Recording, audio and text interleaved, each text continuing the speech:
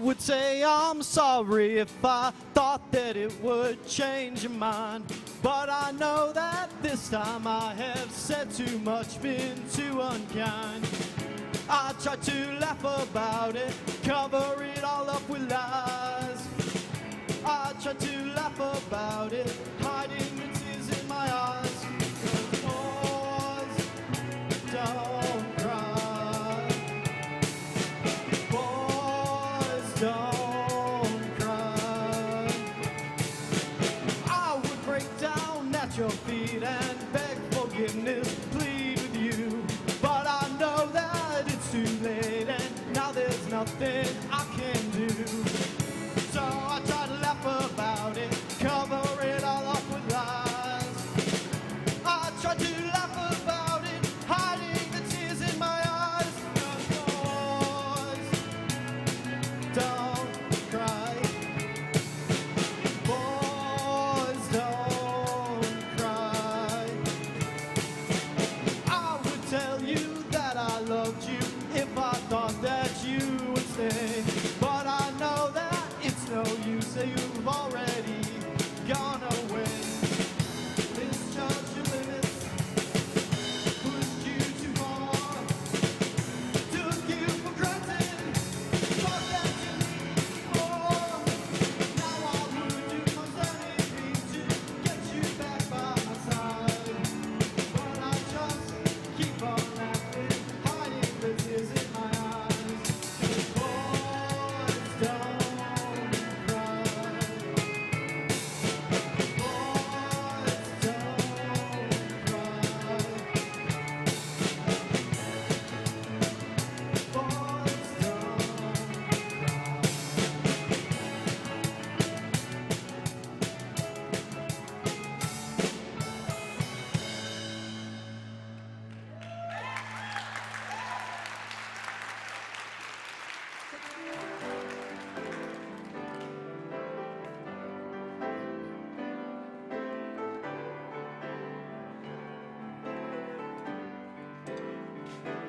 Love will guide us, peace has tried us, hope inside us will lead the way on the road from greed to giving.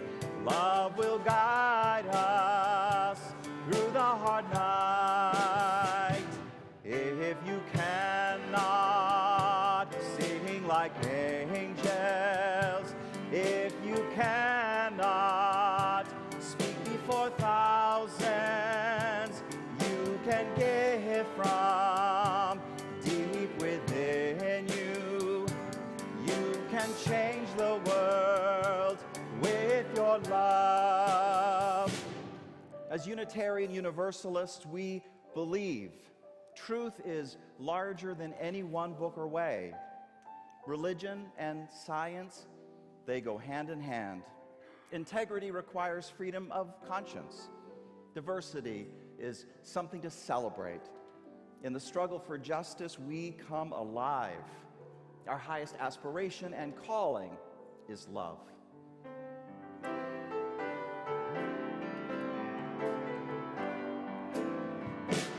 Love will guide us, peace has tried us, hope inside us will lead the way on the road from greed to giving. Love will guide us through the hard night. Whoever you are, whomever you love, whatever path you are on, you are welcome here.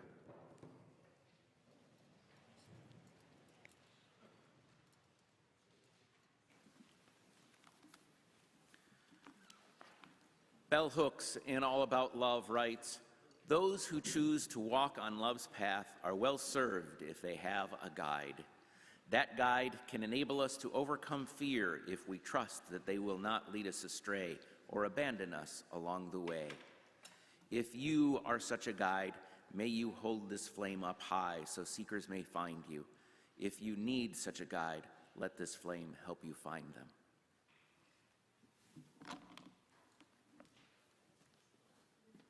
That was our chalice lighter. She was here, she's gone. We love our chalice lighters. Thank you so much. Thank you.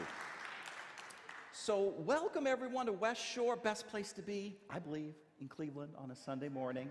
We're glad you're here this morning. Yep.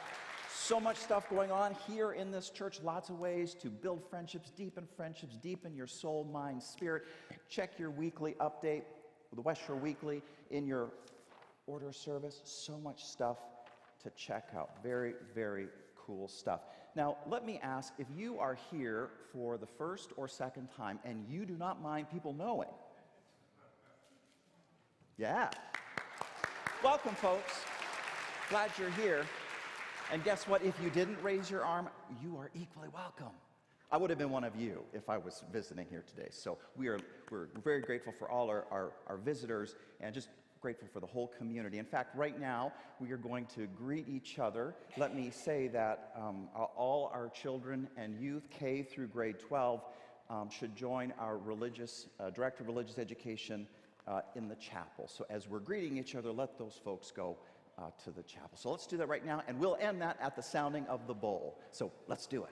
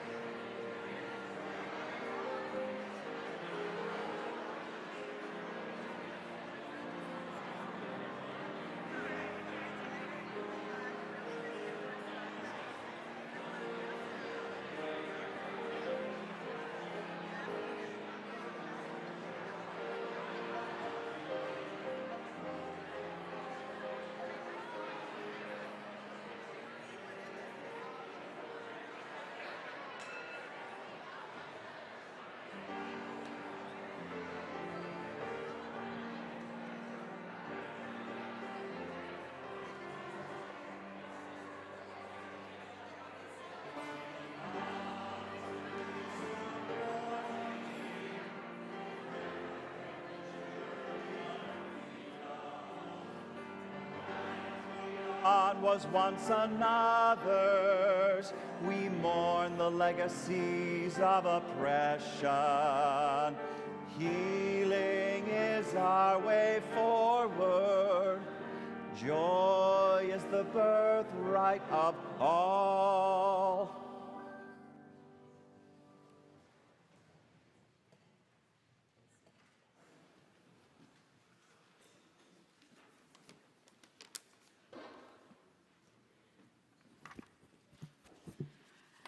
The Justice and Outreach Council had the privilege of choosing the recipient of this month's outreach offering. We chose to support Fair Districts, a grassroots effort to end gerrymandering. With us is someone who has been working on this project, Liz Gerstenaber. Liz is a member of the League of Women Voters in Fair Districts, Ohio, and a volunteer leader on the West Side. I'm happy to have Liz join us to explain a little bit about citizens, not politicians.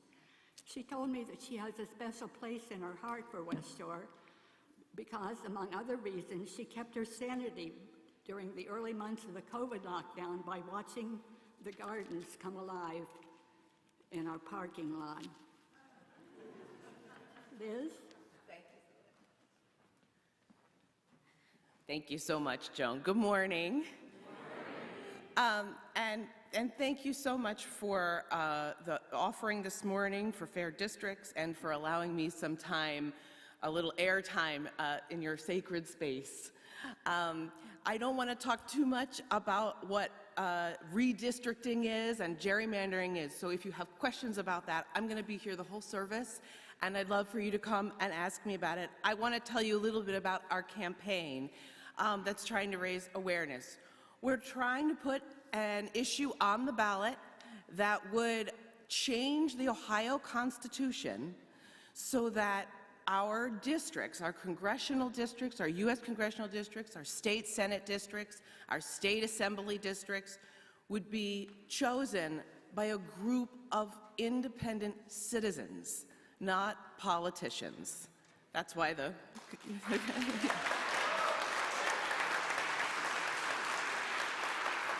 And I'm so glad that Joan mentioned the gardens outside. I think it was Barack Obama who said that democracy is like a garden that we have to tend to. If we don't tend to it, we just get weeds and it's overgrown.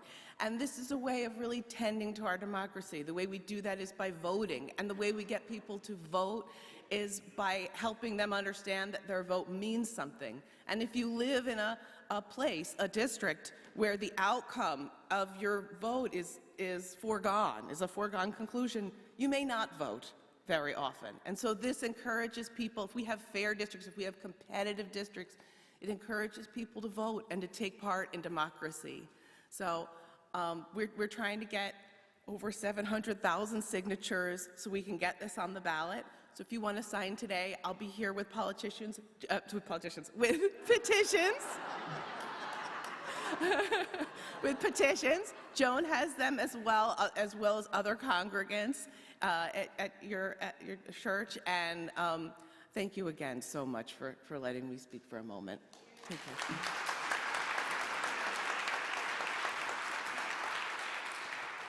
Thank you, Liz.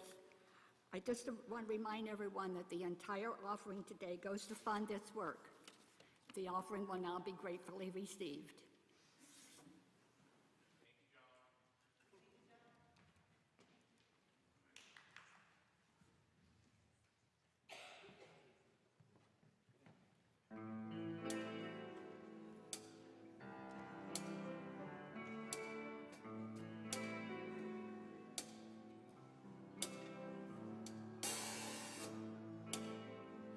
I hurt myself today to see if I still feel.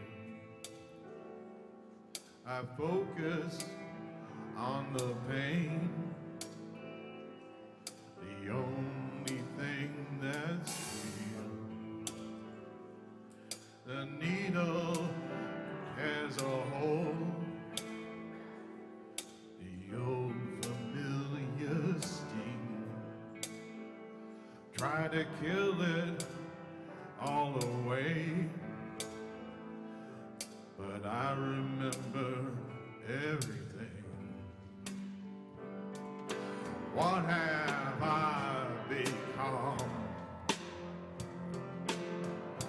My sweetest friend.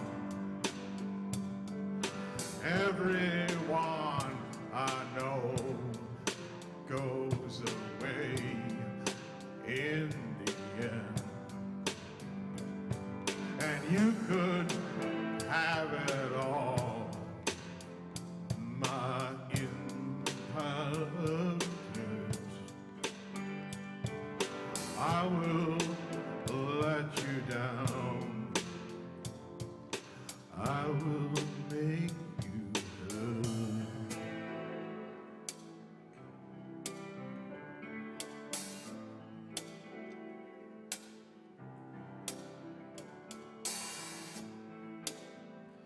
I'll wear this crown of thorns upon my liar's chair,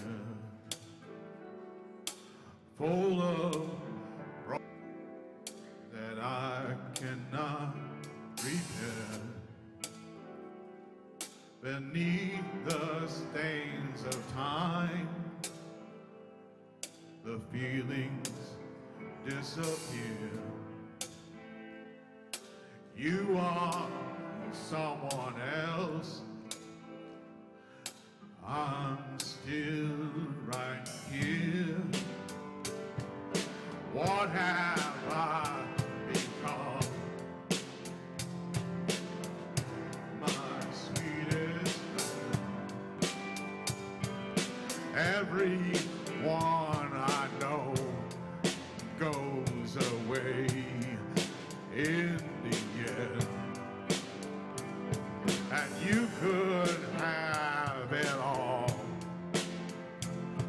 My empire of dirt. I will let you down.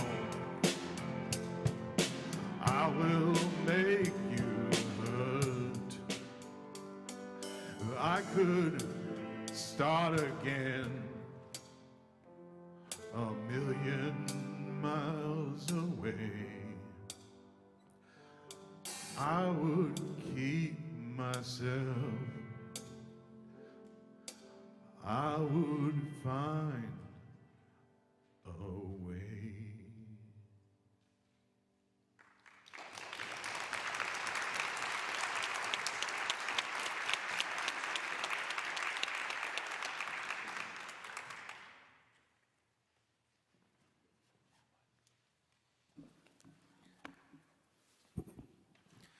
Today's reading is from All About Love by scholar and activist Bell Hooks. Getting in touch with the lovelessness within and letting that lovelessness speak its pain is one way to begin again on love's journey. In relationships, whether heterosexual or homosexual, the partner who is hurting often finds that their mate is unwilling to hear the pain. Women often tell me that they feel emotionally beaten down when their partners refuse to listen or talk. When women communicate from a place of pain, it is often characterized as nagging. Sometimes women hear repeatedly that their partners are sick of listening to this crap. Both cases undermine self-esteem. It is emotionally devastating when the partners we have chosen will not listen. Usually, partners who are unable to respond compassionately when hearing us speak our pain, whether they understand it or not, are unable to listen because that expressed hurt triggers their own feelings of powerlessness and helplessness. Many men never want to feel helpless or vulnerable. They will at times choose to silence a partner with violence rather than witness emotional vulnerability. When a couple can identify this dynamic, they can work on the issue of caring, listening to each other's pain by engaging in short conversations at appropriate times. When we are committed to doing the work of love, we listen even when it hurts. So ends the reading.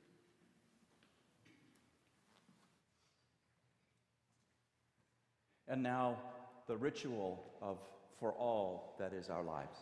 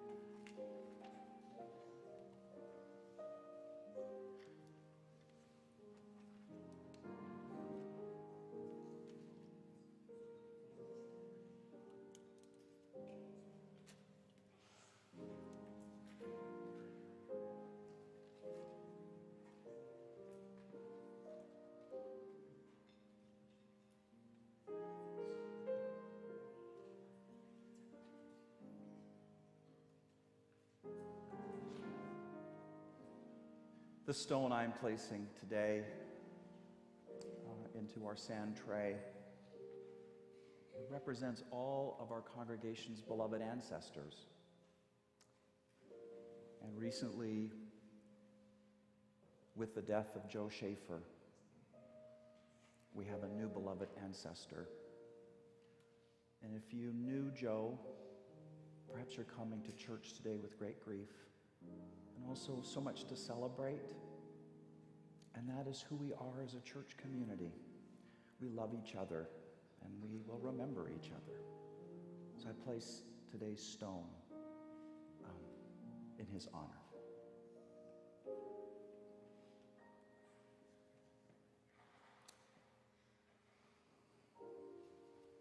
And all the joys and sorrows expressed in these cards, I will take them into my prayers this week, and my meditations. All these and all the joys and sorrows which are unspoken in our hearts, I will take them into my prayers this week for all that is our life.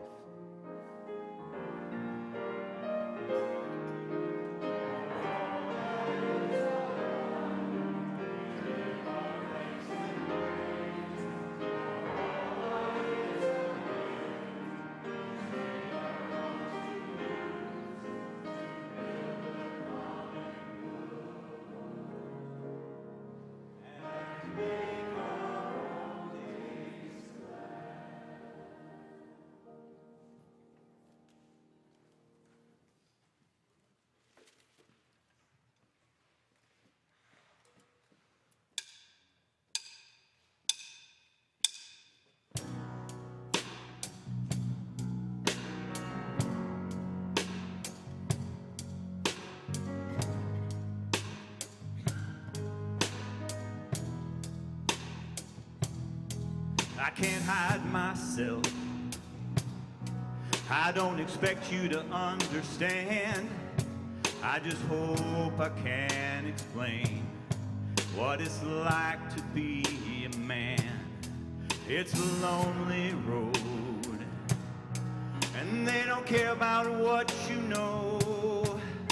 It's not about how you feel, but what you provide inside that home. Being a man is what you make it. You can't always live up to expectations. You try to please everybody while you struggle, so you fake it and end up out of balance, compromising situations. As a good man, do what you should, man. Give everything you've got and do all that you could, man. Might find yourself feeling all alone inside a house you built that you don't recognize as home. That's what my daddy told me, and I'll tell my son the same. Now that I'm older, I relate and I actually feel his pain. He never cried, he might have lied, but he did not complain. He said, son, one day you'll have to do the same. I get emotional when I stop and I think and I look around. Beyond the county lines of my small town, I think about all the men out there who feel like I do now, who are screaming on the inside but won't ever make a sound. I don't expect you to understand. I just hope I can explain what it's like to be a man. It's a lonely road, and they don't care about what you know. It's not about how you feel, but what you provide inside that home. Don't give up, keep fighting. As a man, our son is our horizons, and a father's actions play a role we end up liking, so they can let us see us hurt. We'll embody what they do and start a generation of curse. No wonder most men are so depressed. All the things that they can't express, they go to war, they're thrown on a shelf, back to war with their mental health. They grab that bottle and ask for help, try to pull themselves out of hell, then fall back down and then realize they're gonna have to do it themselves. It's a circle of life. As a man you provide. They don't know what you're worth till the day that you die, and that's when they start crying. They move on to a man to confide in. That's why we feel we can't hide ourselves. We don't expect you to understand.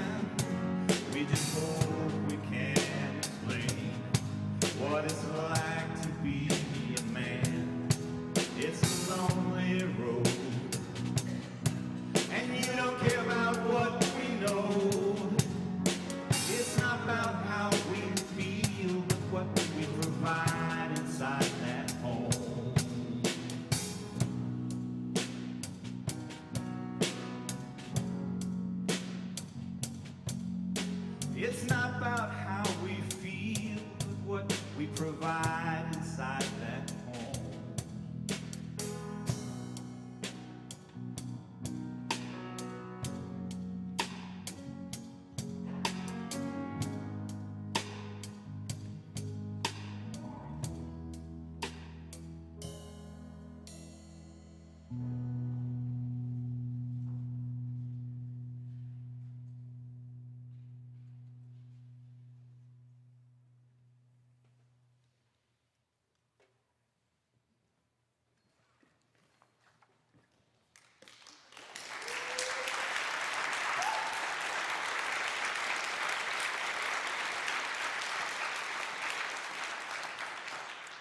So today is part 7 in our year-long exploration of love.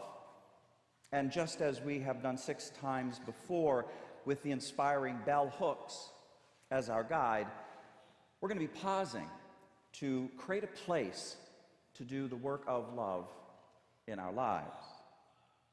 With love defined as the will to extend oneself for the purpose of nurturing one's own or another's spiritual growth. Among other things, this definition suggests that love is not the sort of thing that just naturally, magically happens, that it is the opposite of apathy and complacency, that love makes a person vulnerable to risk, that love is not martyrdom. Self-love is of equal value as loving another, and that the goal of love is holistic. It is growth of the highest and best in yourself and in others. This is the love definition that bell hooks offers us, and note how very different it is from the usual idea that culture puts before us. That love is a place where we shall feel no pain, where we will be in a state of constant bliss. It's just not true. The real work of extending yourself and staying extended can indeed bring pain. The work of supporting one's own spiritual growth and that of others can bring significant discomfort. We are pausing today to do the work of love, but with a specific approach. This specific approach reflects one of bell hooks' abiding concerns, and that is how patriarchy distorts the ability of men and male-identified people to love, to truly love. Patriarchy likes its men to have power over others at all costs. Patriarchy likes its men to be tough and hard and completely invulnerable. Now, we know patriarchy distorts femininity. We know that, absolutely. But when patriarchy says to a boy, don't cry, be hard, be tough, never be seen as a loser, it creates conditions in which no less than half the human population is destroyed, half the human species is destroyed by lovelessness. Bell hooks quotes writer Guy Comeau, who says, a good number of men simply decide not to commit themselves because they can't face dealing with the emotional pain of love and the conflict that love is going to engender. Bell hooks then says, women are often belittled for trying to resurrect these men and bring them back to life and to love. These men, she says, these men are in fact the real sleeping beauties. Right? You get that? They're the real sleeping beauties, not women. They're the real sleeping beauties. The sleep which so many men are in is the curse of lovelessness, which is the curse of patriarchy. We are pausing today to create a place where we can do the work of love for the men and the male identified in our lives. And a big part of it is understanding the pain that love can bring to a man, together with effective skills for coping. Patriarchy thunders, it thunders that whenever a man feels pain, something is wrong. He is weak. He has failed. He must hide it. He must double down on hardness. He must put his armor on. But that is the worst thing a man can do. It is the fast track to lovelessness. The fast track. I want to start with an interesting statistic relating to disagreements between intimate heterosexual partners. Now, I'm going to ask same-sex partners in the room to decide for yourself how this may speak to you in the context of your particular partnership. This statistic comes from the work of Dr. John Gottman, who has revolutionized the study of marriage by observing the habits of couples in rigorous scientific fashion. Okay? Through careful observation over many years, he has determined that when a couple disagrees with each other, doesn't matter whether the marriage in large context is happy or unhappy, what happens is a whopping 85% of the time, it's going to be the wife who's going to bring up the touchy issue. It's going to be the wife who pushes for some kind of conversation about it. Does this ring any bells? 85%. The wife brings up the touchy issue, and 85% of the time, what is that husband likely to say out loud? I think someone said it over here. I don't want to talk about it. Huh? I don't want to talk about it. If she is successful in engaging him and he is in the conversation, whether he likes it or not, what's your best bet about what he is thinking and not saying? I will do anything to make her shut up. The man sounds like he's trapped, okay? The discomfort of it is nails on a chalkboard. He might think it's because of her, though, and it is not. I want you to listen to something Dr. Gottman says. He says, in 85% of marriages, the stonewaller is the husband. This is not because of some lack on the man's part.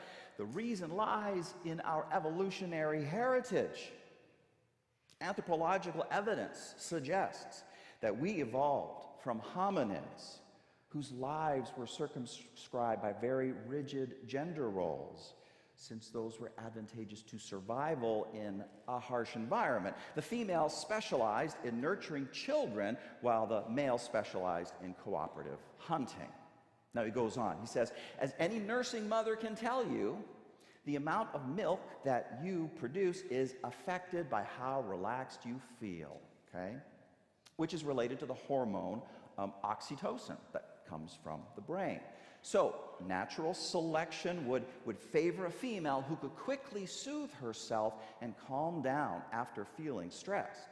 Her ability to remain composed, calm, could enhance her children's chances of surviving by optimizing the amount of nutrition they received. But in the male now, natural selection would reward the opposite response. For these early cooperative hunters, maintaining vigilance was key. It was a key survival skill.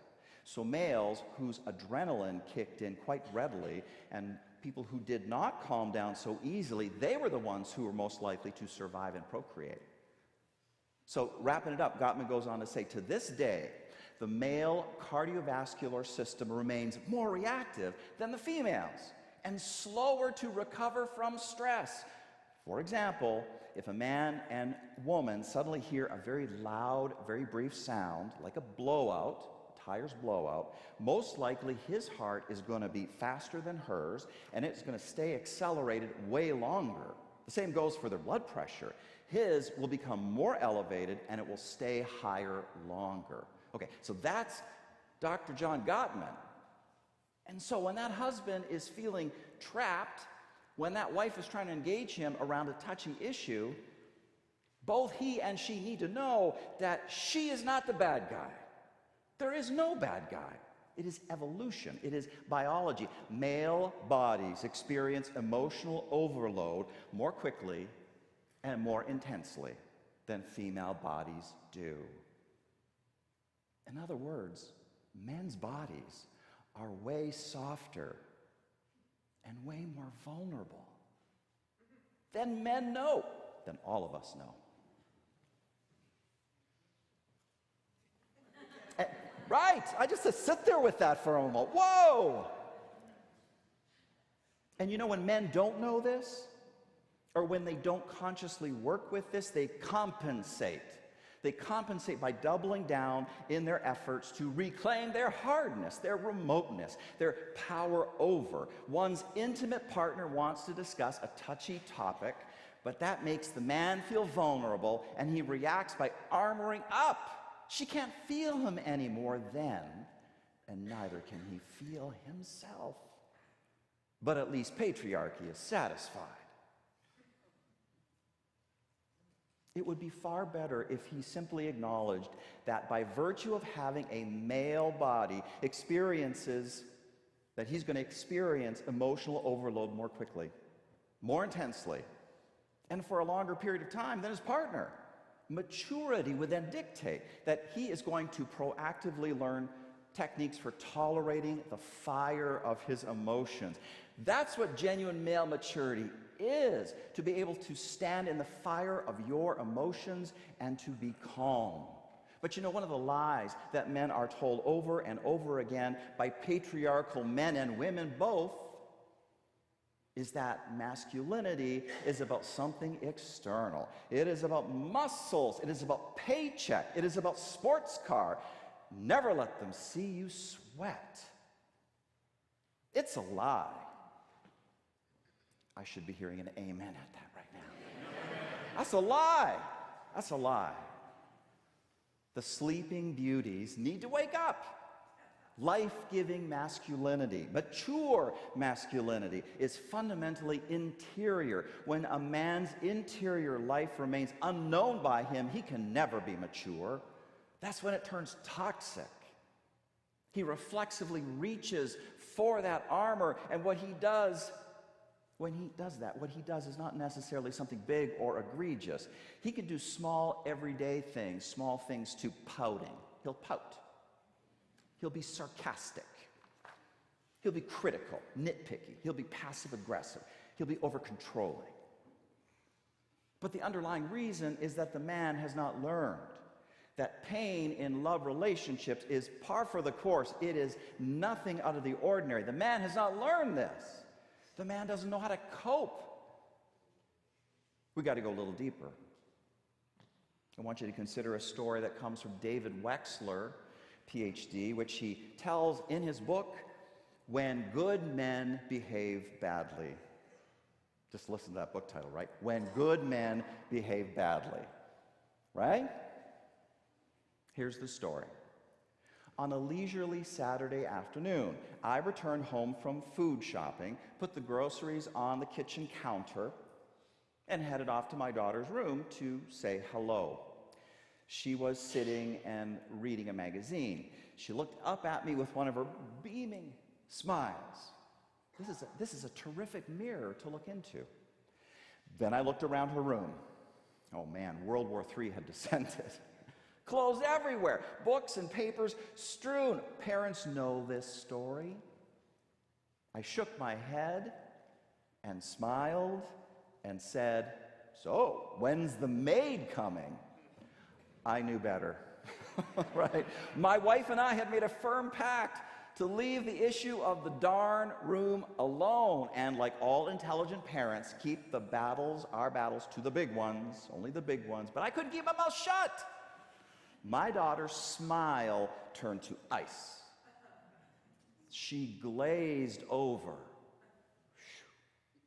and gave me a dismissive wave. And I left feeling stupid and injured. Her glazed and scornful look to me was like a broken mirror. And it reflected back to me a picture of something I did not like. So I walked into the kitchen where my wife was putting away some of the groceries. She said casually, "Oh, I wanted those little yogurts. The ones you bought are too big." Now, on a scale of nasty and critical comments, with 100 being horribly insulting, this was about a 5. But I exploded nonetheless. Fine. You don't like the way I shop? I'll just do it all over again. Give me those yogurts. Give me the receipt. I'm going to go right back, and I'm getting them exactly the way you want them. And my wife looked at me, and she said, "What the heck is wrong with you?" But I stormed out to the store. I came back in a huff, slammed the door, new yogurt in hand. My wife was sitting on the couch. She calmly repeated, "What the heck's wrong with you?" And we talked for a while, and then it all fell into place. Okay, so that's David Wexler, PhD's story. Now, did you see how he put on the armor? Do you see that? Fine, you don't like the way I shop? I'll just do it over again. This is a good man behaving badly. But why? Well, something about broken mirrors, something about feeling injured. Wexler is using language from a theory called self-psychology. This theory paints a picture of where a person's sense of self comes from. It's never self-created. It's never do-it-yourself, okay? It's always created through interactions with people. That is where your self comes from, through interactions with people. As in, the young child says to his mother or father, "Look at me, look at me." And he's doing this because he feels a deep internal need to look into the faces of his parents and to see himself reflected back in a certain way. He needs to see their eyes bright. He needs to see their smiles, which makes him feel, makes him know, which says to him, "You make me happy." He needs this to happen, this mirroring over and over and over again until a positive contagion takes place and he is able to create these feelings for himself. I am wonderful. I am happy. Most people probably know what it takes to learn how to ride a bike, but few people really know what it takes to learn how to have a functioning self. Self-psychology tells the story. It also helps to understand why there are so many selves out there and in here that are sometimes, and maybe most times, well, they don't feel vital. They don't feel our first principle of inherent worth and dignity. They don't feel worthy. Selves that are like leaky cups. Selves that are like leaky cups. Joy is poured in, but it can't be held. It drains out. The cup has cracks. The mirrors that were supposed to mirror vitality and worth back to us were unreliable. Sometimes whole, I'm talking about our parents or primary caregivers, sometimes whole, sometimes broken. Even in the best of situations, the mirroring we receive while growing up is going to be incomplete. It's just going to be. The child thus develops, says Wexler, gaps in his sense of self. He mistrusts and disrespects his own internal signals and states. He doubts his own self-worth and competence. He desperately turns elsewhere for validation, and he becomes excessively sensitized to signals that may suggest that he is underappreciated, he is unneeded, he is unsuccessful. Now, Wexler is a good guy. The Dr. Wexler is a good guy, and like all good guys, he's got gaps in his sense of self. The mirror of his daughter, when she beamed that beautiful smile at him, it feels so good it goes in.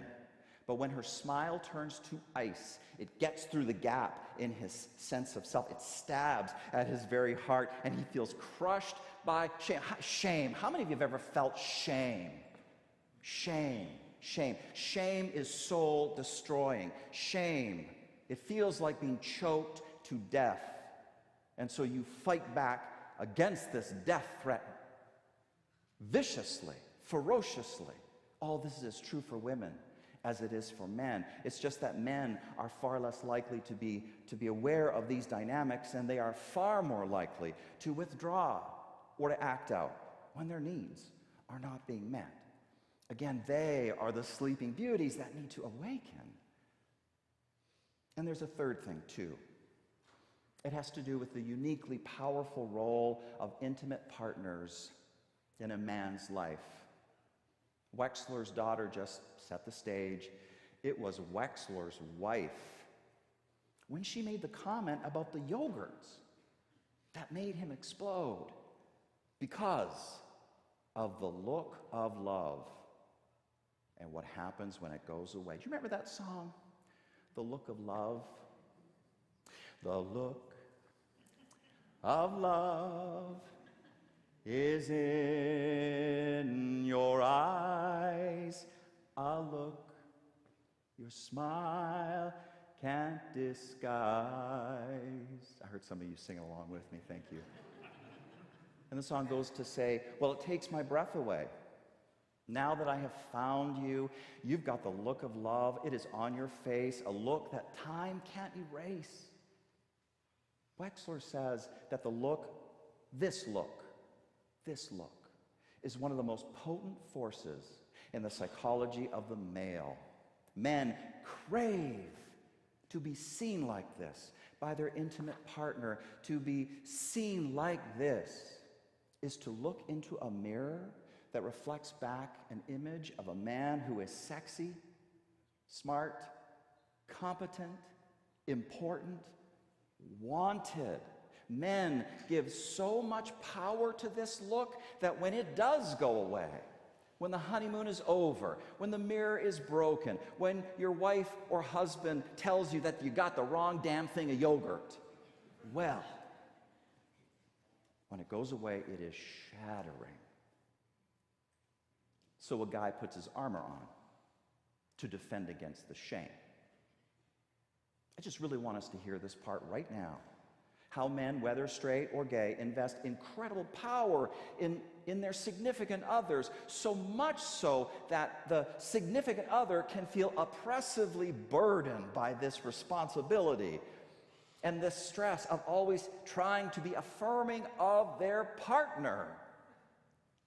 For his part, the man feeling his dependency, feeling the extent of his dependency, well, that can take him to a place of humiliation, because dependency is, according to patriarchy, unmanly. It's just a twisted up dynamic, and it is understandable. Women for straight men are often the definers of manhood. You know you're a man if your woman says you are.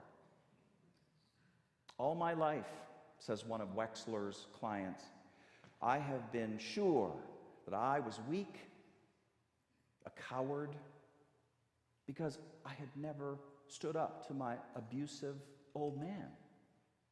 But when I start to tell Jeanette about these feelings, and she looks into my eyes, and she starts tearing up, and she tells me how much closer she feels to me, it's like she believes in me. If she sees me as being okay as a man, then maybe I am. And that's what Wexler's client has to say. It is understandable that a straight man would give so much of his power to a woman. The problem, again and again, is the toxic masculine armor and what causes a man to put it on. Wexler's wife tells Wexler that he just didn't get the right yogurt, and he explodes because she does not look at him with that look of love, but he needs that look desperately to feel validated as a man. It is not just yogurt we're talking about here. It's his manhood at stake. It is his manhood at stake. The patriarchy is telling him that he has just lost his one-up status. He has just lost his power over status. He better do something. He better do something. As for Wexler's wife afterwards, she's just sitting on the couch. She's just going, what the heck just happened?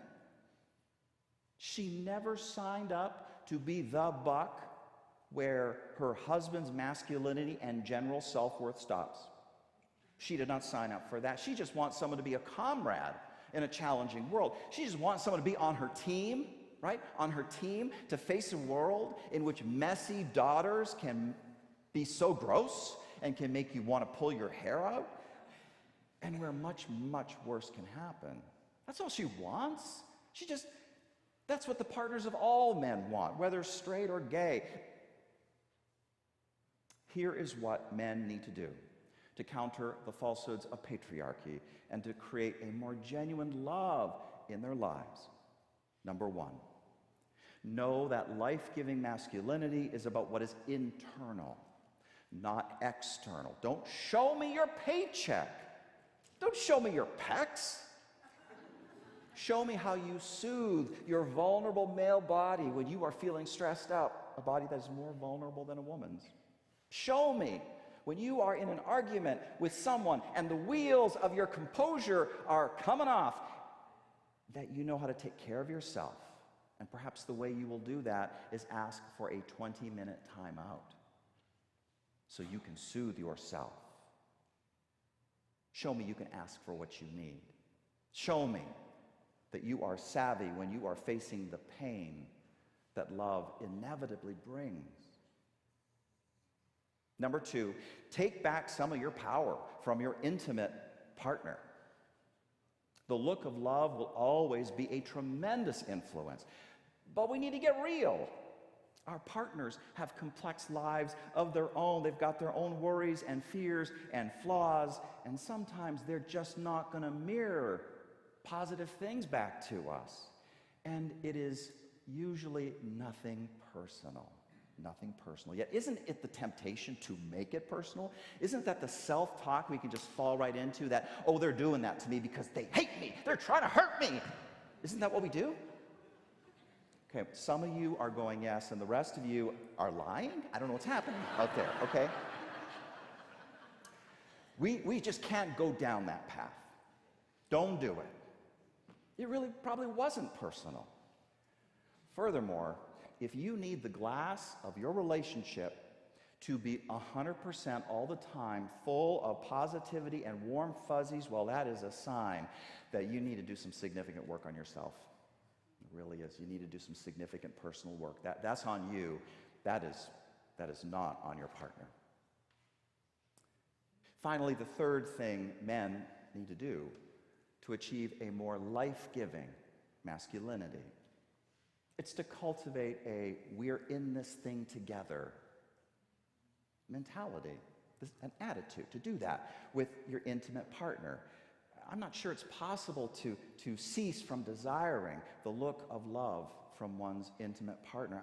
I'm not sure it's possible to be unaffected by its absence. But what is possible is to intentionally bring yourself back to the image of you and your partner as comrades in a world full of challenges. And if she's not looking at you right now, or he's not looking at you right now with the look of love, do not allow it. Is you take a deep breath and you say to yourself, you know, we really are in this thing together. Yeah, she's in a foul mood. She's been under a lot of stress lately. But it's not going to be like that forever. It's just temporary. She's going to bounce back. We are partners. We are teammates in this thing together. We are in this thing together. 1, 2, 3. Do these things. Think of these things. And the sleeping beauties may very well be on their way to waking up. You've just taken the armor off because, you know, you don't need it. You don't need that armor. The fact is, love is going to bring pain, and the work of extending oneself for the purpose of nurturing one's own or another's spiritual growth, it's going to bring pain. And life-giving masculinity gets that. It prepares for that. It learns how to address that. It's time to wake up, sleeping beauties. It's time. Got to take off the armor. You don't need it.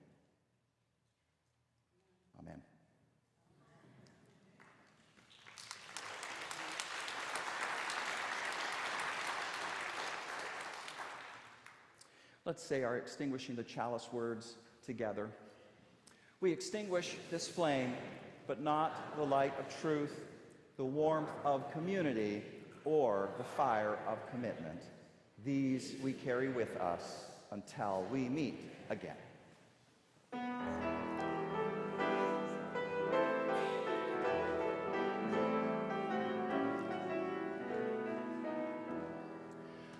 For each child that's born, a morning star rises and sings to the universe who we are.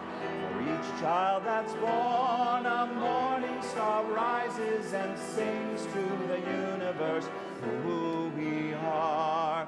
We are our grandmother's prayers, and we are our grandfather's dreamings. We are the breath of our ancestors.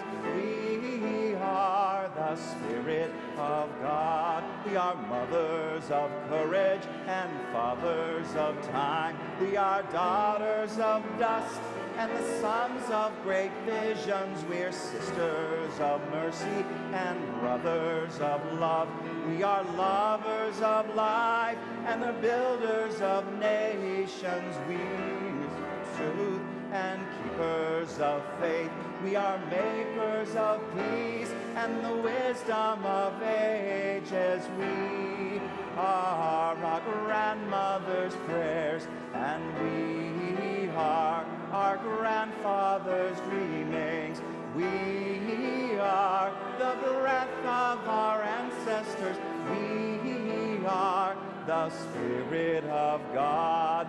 For each child that's born, a morning star rises and sings to the universe who we are. For each child that's born, a morning star rises and sings to the universe who we are.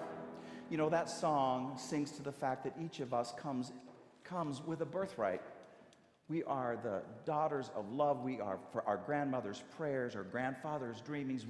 That is our birthright. And my hope for you today is that you claim it. You claim it. Claim it in the face of patriarchy, that system of oppression that just wants to crush a soul, whether you're male or female or whatever. So may you go from this place claiming your birthright so that you can be all you can be, and feel the fullness of love in your life. So may it be.